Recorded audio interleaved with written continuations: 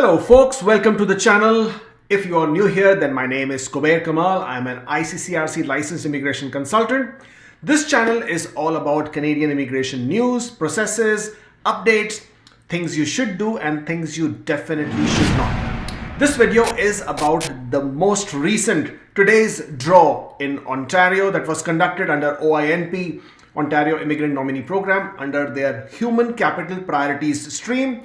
Very exciting draw because they actually changed a lot of knock codes that they otherwise usually invite under this particular stream. This was the general draw. We were actually expecting for it to be a tech draw, but they have again gone ahead and done a general draw. And this time they have picked a lots of NOC codes, some of them which we have never seen before. Otherwise, Ontario usually follows a set NOC codes that they would otherwise invite, but today's draw saw lots of different NOC codes that they invited. Let's head over to their website and go through all the different information they have posted today. Well, to start with, let's go with this notification of interest that they have issued in 2021 to date.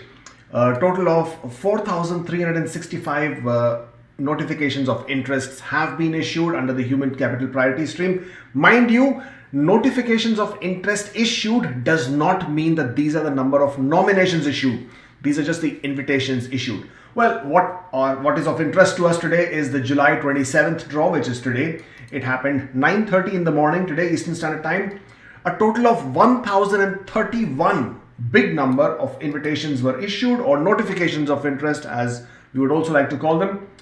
Between the CRS range score is between 458 and 467, which basically means that if your express entry CRS score was between 458 and 467, the low and the high cutoff, and your NOC code was the primary knock code, and we'll go through the list, then you would have received the invitation. As you can see, this was a targeted draw towards priority occupation. You may apply to Human Capital Priority stream if you have received a notification of interest on 27th of July. So obviously, you cannot do anything by yourself as far as Ontario is concerned.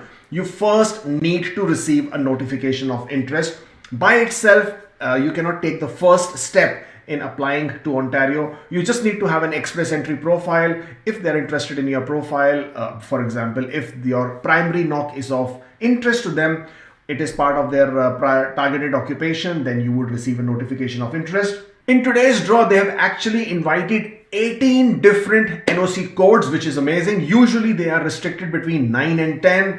And this time they have actually gone ahead and invited 0114, 0122, 0124, 0125, 0211, 0311, 0601, 0631, 0711, 0731, 0911. Lots of zero knock codes there. And then 1121, 1122, 2161, 3012, 3211, 3231, and 3233. Well, lots and lots of NOC codes that have been picked up in this particular draw. As I said, total of 1,031 invitations or notification of interest was issued for this particular draw.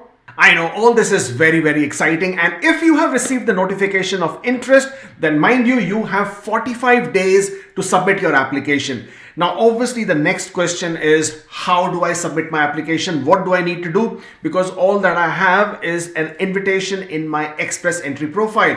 What do I need to click? Where do I need to go? I will also show you what you need to do with that. Well, what you need to do is to start by going onto the Ontario's website on their express entry Human Capital Priorities stream page. And as you will scroll down, this page will give you a lot of information about what is the criteria, what is the eligibility requirement, what are the mandatory requirements, what are the documentation that they need, the cost that you have to pay to apply for this nomination program, and how do you submit an application. Before going through a lot of details, if I click on submit an application over here, it brings me down to this particular section, and towards the end of it, there is this blue link, submit an application. If I click on submit an application, it will take me to their portal, whereby I will then click and basically go ahead and complete all the information over here. I will click on new applicant and therefore follow the instructions, therefore follow the guide, and be able to create my profile onto the Ontario portal and also be able to then submit the application. Very quickly, let's also go through all the minimum eligibility criteria so that you know that you are absolutely qualified to apply for this particular program. Back on this page, don't worry about the address. The link is in the description box below for all these different web pages that I'm talking about. You will not have to struggle to find them. Let's quickly go through the mandatory requirements so that we know what is needed in order for you to be eligible to apply.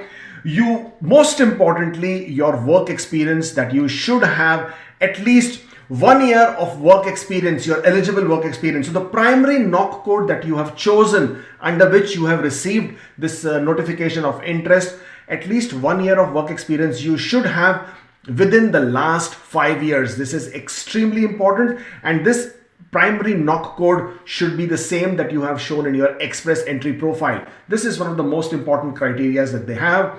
Obviously, there can be no breaks in employment. This has to be a continuous work experience.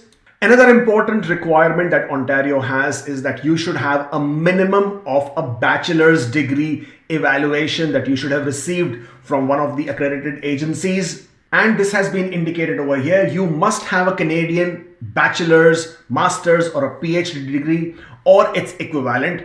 Additionally, you have to also authorize the ECA, evaluating accredited agencies, to share your evaluation results with the Ontario. Of these, there are these 3 different agencies that need to be informed. You have to order a duplicate copy and you have to inform these agencies to specifically share your results with Ontario. They are CES, Comparative Education Services. Okay, you can fill out the consent form here. The Medical Council of Canada, MCC, and then the World Education Services, which is WS. For all other organizations, for example, IQAS, ICAS, there is no additional steps required. You do not need to give additional consent or authorization for them to be shared with Ontario.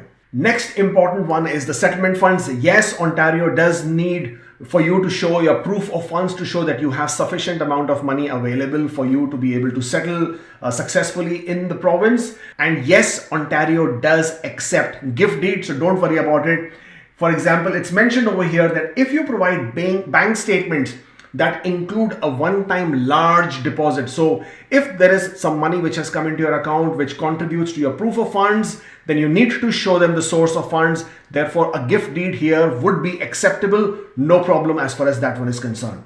Well, you should also know that there is a cost to apply for Ontario Immigrant Nominee Program, and for this particular stream, what you will need to pay is 1,500 Canadian dollars. This amount of money you will have to pay at the time of submitting your application. Don't forget, you only have 45 days to submit your application once you have received a notification of interest.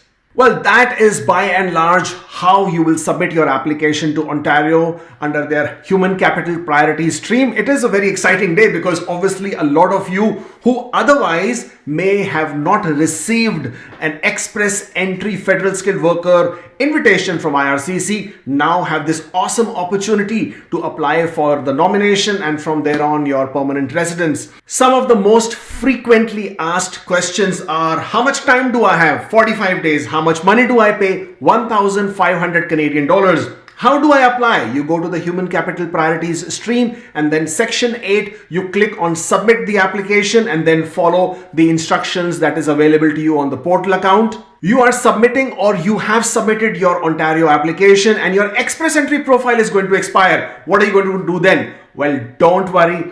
Create a new express entry profile, inform Ontario, let them know that your profile expired. You may have to send them the letter that you would receive in your account that your profile is expired. Share with them the new profile number and the new job seeker code number, and Ontario will then be able to link your nomination with the new express entry profile. Another question that I get asked is, well, so now you're going to grow 1 year older and now it's worrying you that your CRS score has gone down. You haven't submitted the application. What's going to happen?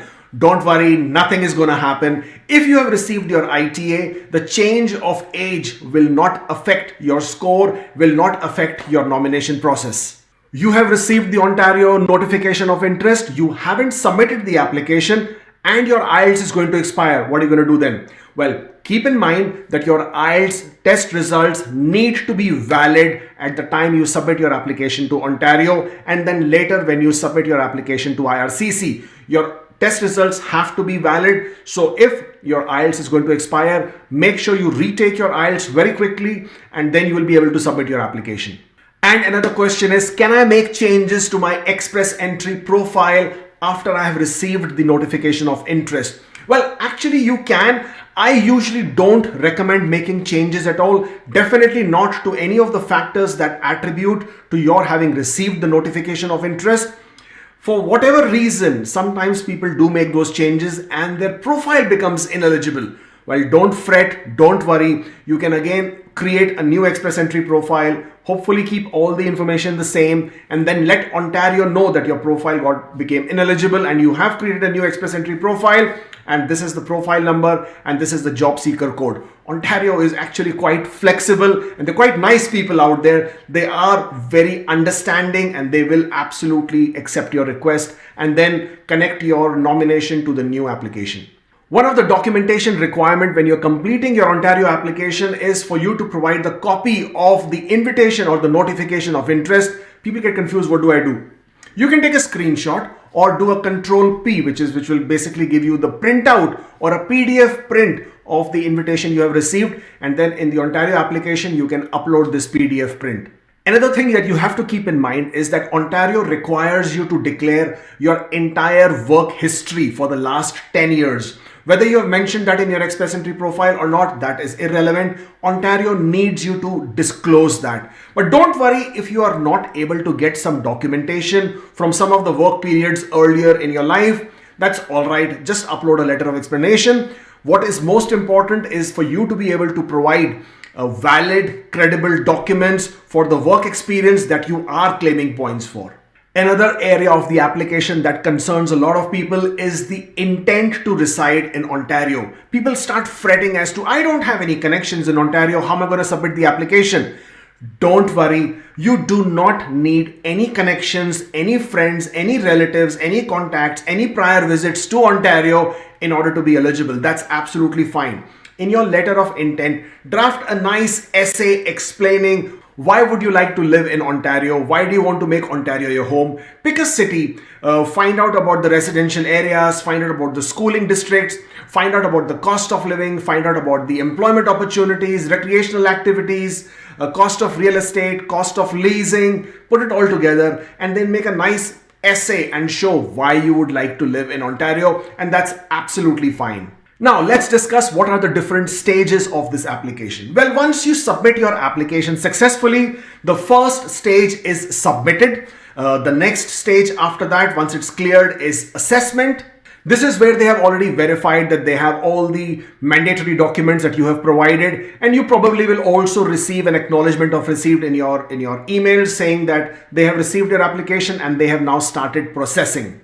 From here on, for some applications, it moves to the stage called on hold. This is where Ontario may ask you for certain additional documents or clarification of some information about your application. From here on, we move to DIP or decision in progress. This is the penultimate stage where the visa officer is finally making a decision on your application. They're finally accepting the review. They're checking and making sure that all the information is correct and that you actually do deserve to get the nomination that you applied for. And from there on, the final stage is approved, where you will then receive a message in your inbox, which will say that you have a message in your IRCC account. It will tell you that you have received a nomination from Ontario. You will accept it.